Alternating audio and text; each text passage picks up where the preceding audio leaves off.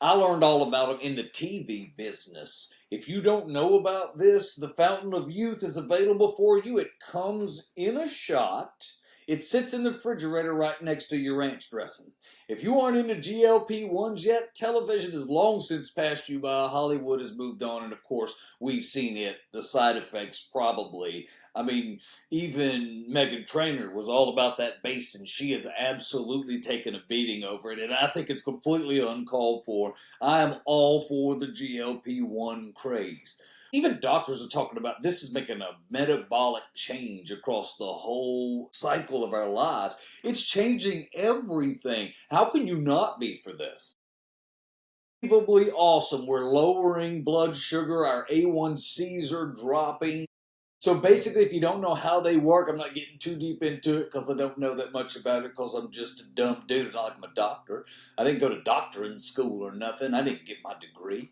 So all I know is basically it curbs your appetite for food. You don't want food as much.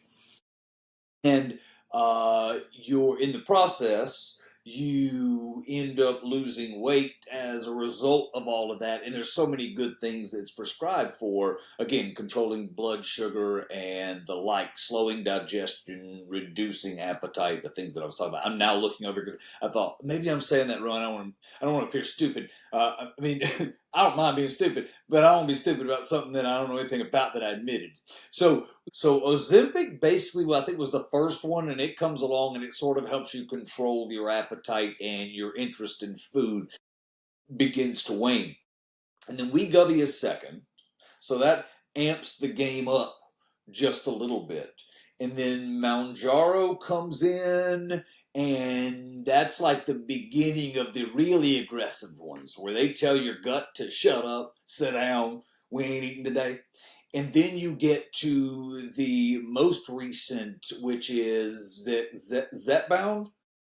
Yeah, Zepbound, you're losing weight so fast, they ought to give you a seatbelt with it. I mean, it's that kind of thing. So it's coming off, and it's coming off fast right now. It's moving. And the process is real interesting because I was looking at Men's Health magazine.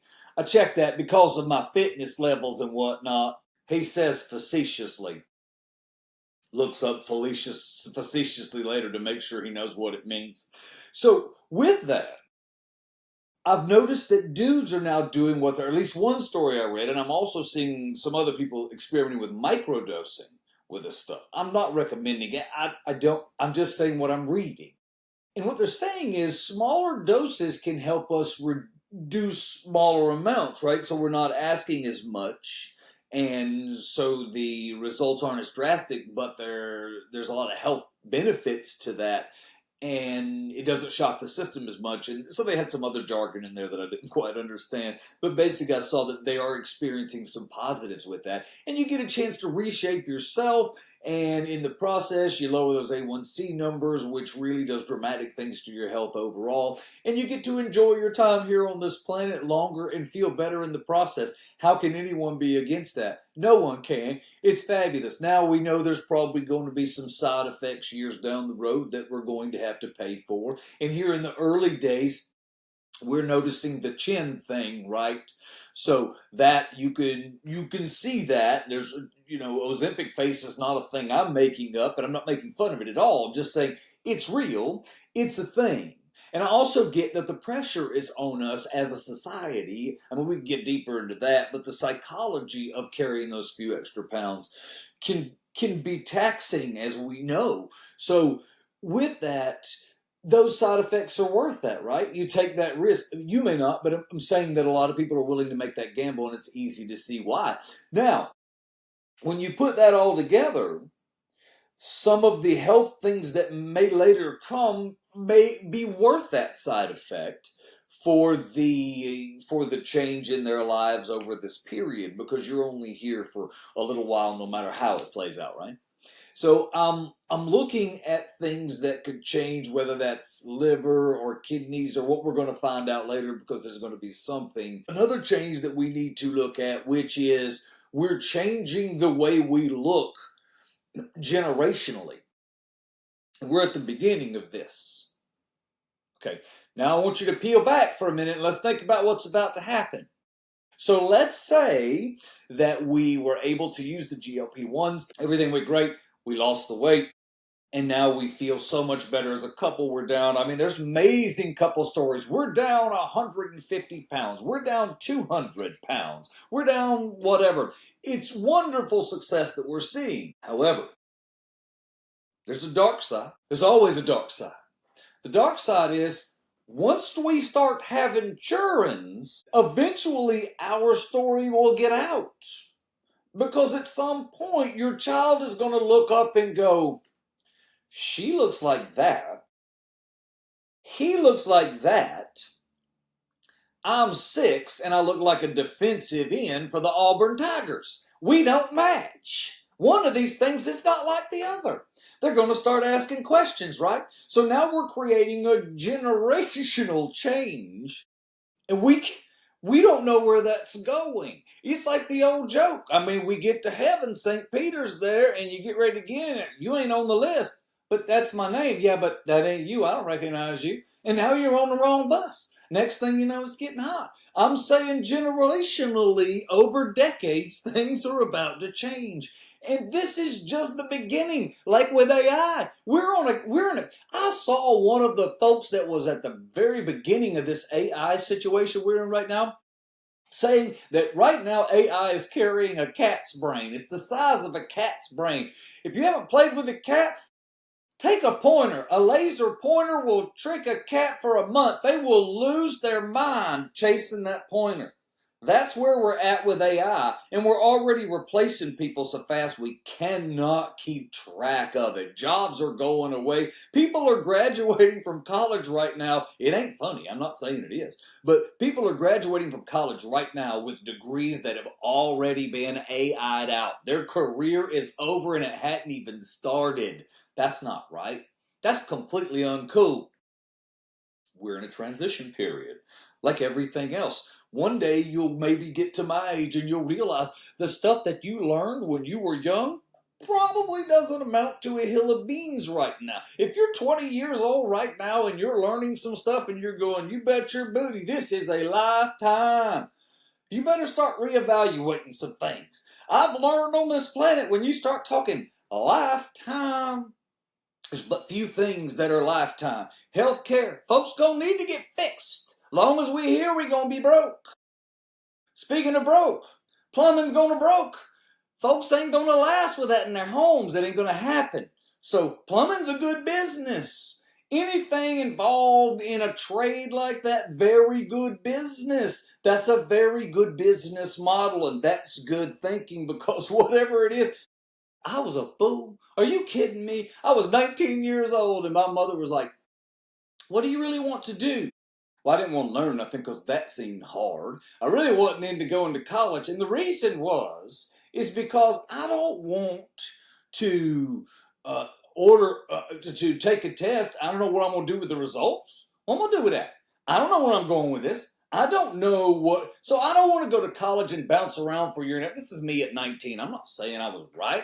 I'm looking back now, I still think I'm stupid. But at 19, that was the decision I made. Now, I don't want to go down this college road because I don't know where I want it to end. So why am I going to just blow a bunch of money and waste? My parents weren't like that. That ain't how we did in the 80s. And that's another thing. You generationally, no idea what's coming down the line when you start looking at where we are, where you are, and where when you go to my generation.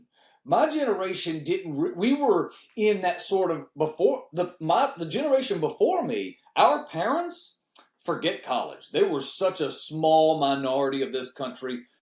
Local group of one lived in a whole bunch of states. I lived in the Southeast, so it took us a little longer, but you still get what I'm saying. In the 70s, when I grew up as a child, are you kidding me? There were very few two-college homes in small town USA where I grew up. So that just was not the norm. You get to my generation, and money wasn't easy to find for college, and your parents didn't make enough. So they couldn't really pay your way to college. It wasn't as simple as, well, I'll just take out a loan. We were making $3.35 an hour. You taking out a loan on future earnings? What? You gonna make $5 an hour, honey. I'm not going to be giving you no loan today. Have a nice one. I appreciate you coming in. Come back when you got a better credit score in the future.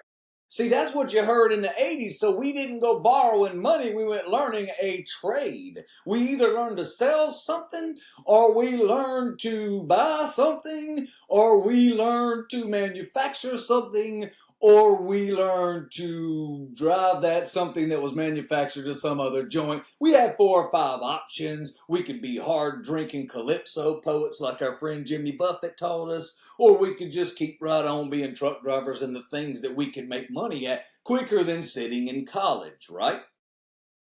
Some of us, like me, want to be comedians when we grow up, but we're afraid to be comedians because our parents are against that, and we're afraid of college because we realize we're dumb as 100 chickens. So when you put that together, what you wind up with is a comedian, i.e. a radio guy that has a steady paycheck when he can, steadily work and whatnot, which is different than a comedian because they have a steady paycheck as long as there's booking gigs. So it really is a little more consistent unless you're not funny. Then that gets messy, but it gets messy on both sides. When you drove to work this morning, did you listen to the radio? Really? That's what I thought. No, nobody's doing that anymore. So in the middle, I realized in my career, I'm like, listen, radio is in trouble. So I'll tell you what I'm going to do. I'm going to switch over and do television. Now I'll go to college. Because now I have a reason. Now I have a reason to go spend 4 years of my life running up the hill. I'm going to be a meteorologist. Well, I didn't do it in 4. You know the national average is 6 years on a 4-year degree right now? It took me 5. If you count when I started, it took me like 48. But that's a different conversation. Oh, got done with that, and then I was like, well, you know what I'm going to do now? I'm going to be on TV and be a meteorologist. And they're certainly going to take me, one, because of my stunning good looks. My fading hairline will overlook that. My incredible top, my height. You kidding me? That's going to be a benefit in a TV studio. All these things I thought, and I did. And I was close. No problem getting on TV. But guess what? The business model was also dying. As the business model continues to die, I will ask you this. Did you turn on the TV last night to watch the 6 o'clock news? Did you? Well, if you did, you're one of the 6. Thank you. If you're not, then why would I stay in that business, right? So then I was like, hey, man, you get what I'm saying? I'm saying that decisions I made when I was 20 don't transcend to where we are now because the world continues to shift. So AI is just the next evolution. So by the time, if you're 20, by the time you get to 50, the things that you learn and rely on may not be the same when you're there. Having a backup plan or having a multitude of backup plans can never hurt. More education cannot hurt you. And speaking of, I work on the daily with students, and I get the opportunity to meet and work with a lot of 20-year-old students, and I get a chance. It's a blessing. I enjoy the time.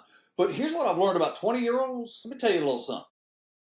They are incredibly attentive. They notice things that kids from the 80s do not. I'm from the 80s. When I went to school each day, I had but a couple of maybe 3 things. 1, I had to avoid getting beat up today. 2, I had to avoid losing a cut-down fight where someone would talk about my mother and how much weight she had gained. It turns out my mother one time jumped in the air and got stuck. Yeah, I'm not kidding. I ain't making... I also found out in the 80s that my mother's blood type was Ragu. Also, nothing I needed to know in the 80s. I also found out in the 80s that you could take my mother to McDonald's to watch the sign change. That's what I found out. Your mama jokes became a big deal. And you better know enough of them to stay alive out in the schoolyard. That's how you kept from getting beat up. See, I'm back to the first part. How do I keep from getting beat up? That's what I had to do each day in school. Now, this generation that I'm talking to now, that's not how it went for them. They're all friendly and whatnot. How good for them? I mean, listen, they don't even worry about getting beat up. Good for them. But they're also attuned to everyone's feelings. Also good for them, was not my generation. I'm in school. You go into school Tuesday and all of a sudden your right arm's not there. Like you're just completely gone. Ain't nobody even gonna ask. They don't care. You'll hear yourself mentioned in class 2 doors over. Did you see the one arm dude? I know, he's terrible to your mama jokes too. Now, parents, when you begin and your children get to the age where they want to start going to college and doing things, and if you're in that college age group, might be worth listening to. Before you go looking around at a lot of stuff, do yourself some research. Get yourself educated about a subject. The internet's a pretty good place to look. I'm not sure you look at yahoos like me with a podcast. If you're trying to find somebody serious, there are plenty of people doing serious podcasts about whatever it is you want to do. Let's say you want to be an accountant. Great. So, do some research. Maybe find out what an accountant does. Maybe know what they do and how they make money. Why would you want to be one of them if you ain't going to make no money? If you don't know how they make money, we're already at a deficit, right? You'd be surprised. You'd think that would just be, sometimes people just snatch words out of the air. Sometimes parents want something so bad for their children that they don't see the signs that their kids ain't got no interest in none of that. Sometimes you just miss it. I know. I'm telling you. Parents, you got to dial it back just a little bit. Parents put kids through stuff they don't want to do because that's what they wanted to do. Parents will say, I had a dream. Kids didn't necessarily have that dream, and now they're in the middle of a class studying the dream that they didn't have to start with. If it's the wrong choice for them, they will separate, and it's going to cause a rift. I don't know much about raising kids. I'm not good at it. I haven't even raised myself right good, and you can see I'm no spring chicken. So it's probably not going to get done. It's certainly not going to get done properly. But one thing I have figured out in all this, if you're going to have the chicken, you got to let the chicken fly. Because you bring them in to a school and you trying to get them to learn accounting and all they want to do is be a cosmetologist, those math ain't gonna mathin'. Trust me when I tell you, I've seen some things. I'm trying to help. Now, one more thing on the list for today, and that is the CBS layoffs. Do I have time to get to that? I guess I got time to get to that. So I was looking at CBS. I don't know if you're studying this story. I talked about this a bit in yesterday's episode about the HBO Discovery, Warner Brothers, Netflix merger that made Paramount mad as an old wet hen. Next thing you know, Paramount's like, we could just do a hostile takeover. I mean, we offered you a deal last year that was much better for the stockholders and the investors, but y'all poo-pooed it right down. Y'all crapped on it in minutes. Next thing you know, now you're taking a substandard deal, no benefit for you or for the shareholders. You just cost them a bunch of money. I didn't even know that's what a hostile takeover meant until this week. I ain't even trying to come across as smart. But I thought it was very interesting. Then I started looking at, and then if you go back, all of these things will connect eventually, because remember, Paramount has something to do with CBS. So if you go back a couple of weeks and you look where CBS said they're going to punt 1,000 staffers. They're going to punt 1,000 employees.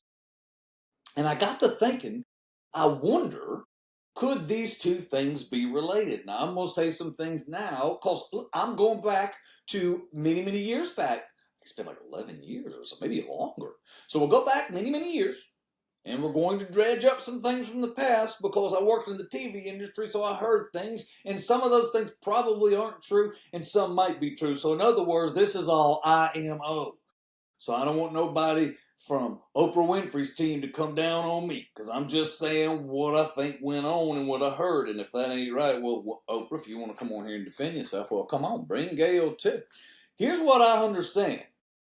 When you go back to how Gail wound up at CBS, you had Norah O'Donnell sitting in that seat, right? The ratings were a question mark. Not blaming Nora, not blaming anyone. That's just that game. It's cyclical in nature. There are times when CBS wins, and it has more to do with their programming than it has to do with their news host. Nora O'Donnell's not going to make that big a difference. If the show that came on at 10 o'clock last night before the late local news sucked, well, you weren't there anyway. Or 9 o'clock or whatever time before you went to bed. In other words, if your programming's awful, no one's going to see your news product. So it stands to reason, if you are the number one in programming and offer the number one television show from a ratings standpoint, you should win in news, right?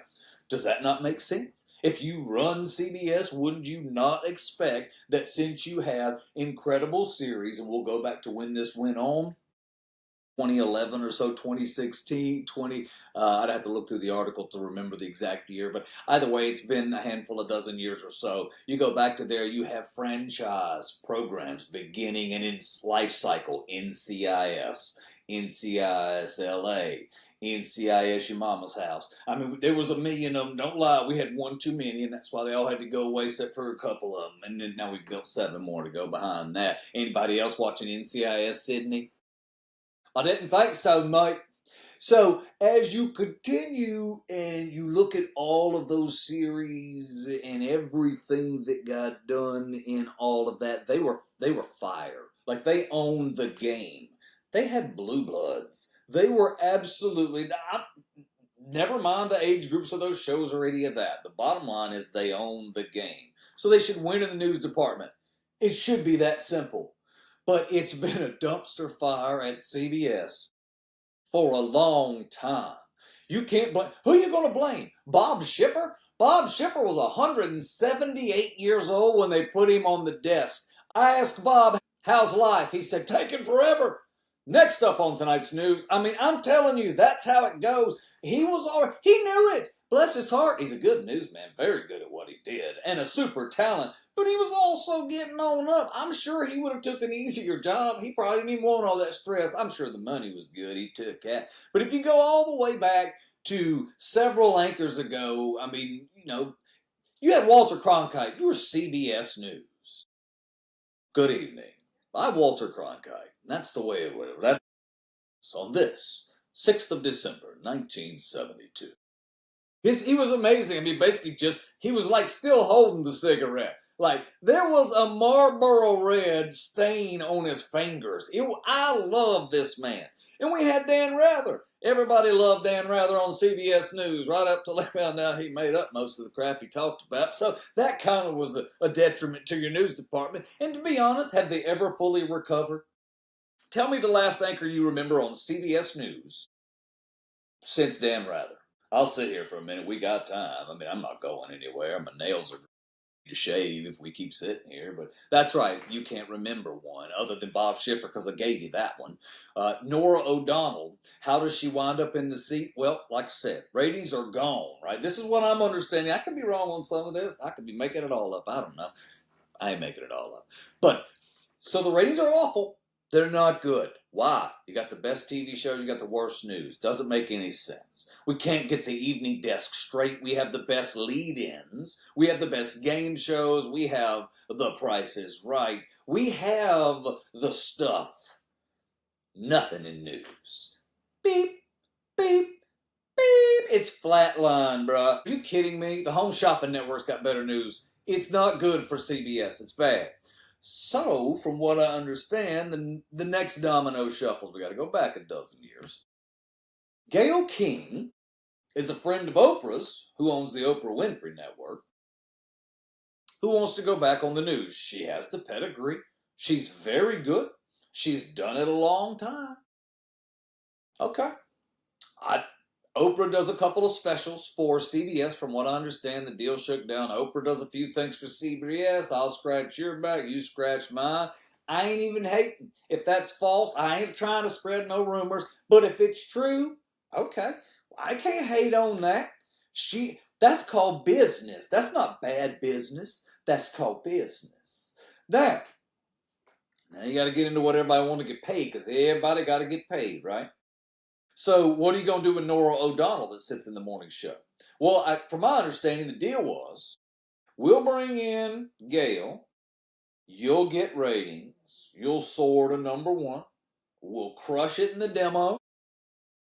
Everybody wins, and Nora will balance out what's going on with the ever-changing news desk on CBS. So Nora goes to the news desk. Now, here's the problem.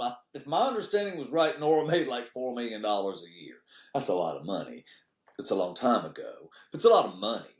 It's not $12.5 million a year Drew Carey for Price is Right money, but it's good money.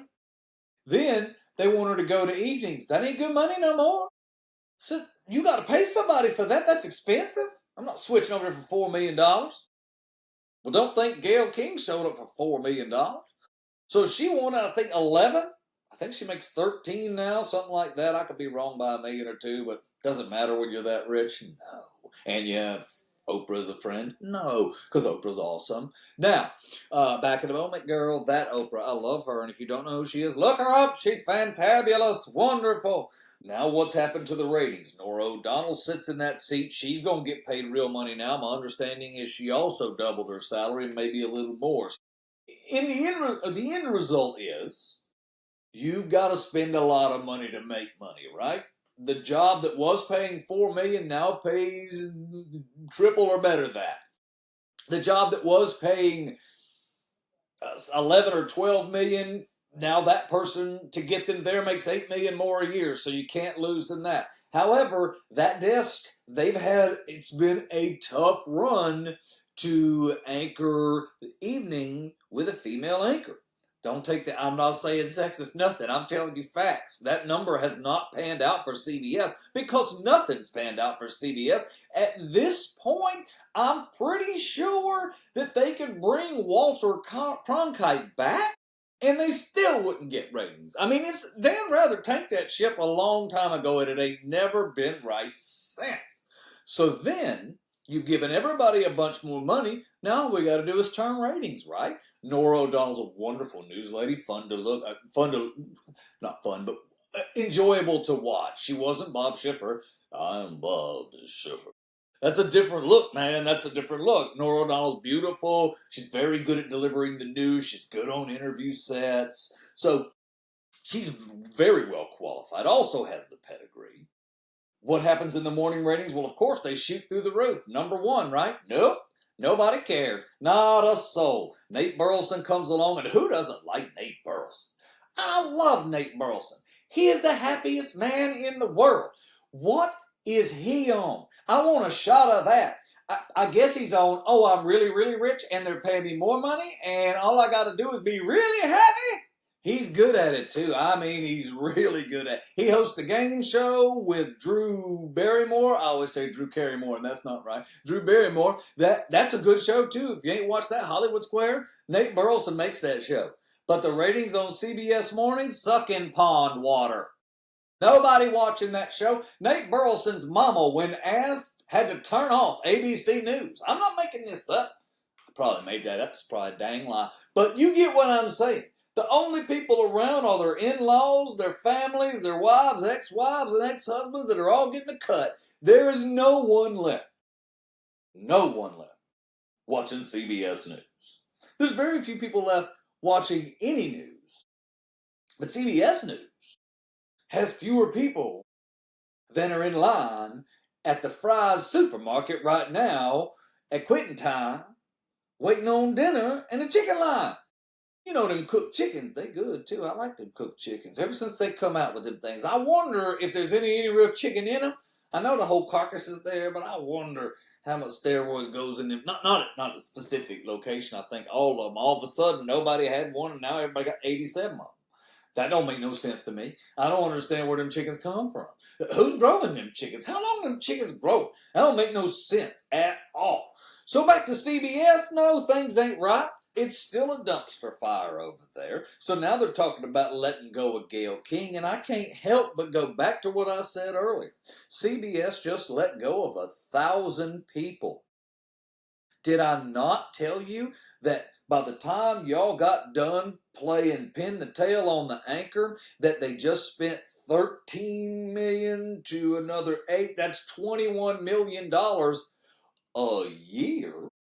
Plus, each one of those people's got to get raises each year because the cost of living goes up. You know, ain't no $8 million a year salary gonna get it in the news business. Are you kidding me? I got my eyeliner put on. I got to get my lip waxed. I got to get my ears shaved back. This one sticks out too far, so I got to pin that one back. There are so many things. I got to take the Wegovy for this. I got to take a something else for that. And I got that toe fungus thing going on. I can't have that. So all of a sudden, I can easily go through 10,000, 20,000 of that a year, and then I get my tummy tuck, I get my eyes done, I get all that, I get this twink section here, I get that drilled back a little bit because that's too wide anyway. And if you looked at me, my ears are so big they look like Doppler radars. Albino bowling ball with Doppler radars on the side of his head. I'm getting all that fixed. All that junk costs money. Nate Burleson will tell you, playing the NFL, you spend $1 million a year trying to keep your body straight.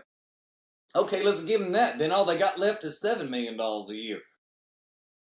However can a girl and dude survive on that little bit of money right there? You see what I'm saying? I'm saying that CBS has blown through so much money that they're going to have to drop 1,000 people. And does it all go back to Oprah Winfrey? Did Oprah Winfrey and Gayle King concoct a deal that cost 1,000 people their jobs in the last 3 months before Christmas 2025? Depends on how you look at it. Fact is it's not necessarily any of their faults that people stopped watching morning television. Just the viewership fell. That's not their fault. So I don't know. If I wanted to scream for a headline, I could say that Oprah cost 1,000 people their jobs. But I think it would be a reach and it would be just a headline. I'm not sure I can make that assertion stick. But it's an interesting wheel when you put it all together. If you haven't checked out the show, if you know someone that does podcasting, you can check us out. We're on Spotify. We're also on iHeart. We're on Apple Podcast. All that's available. If you check it out, we're also on Facebook. We're at Bud Ford Comedy. Thanks for spending time with us today.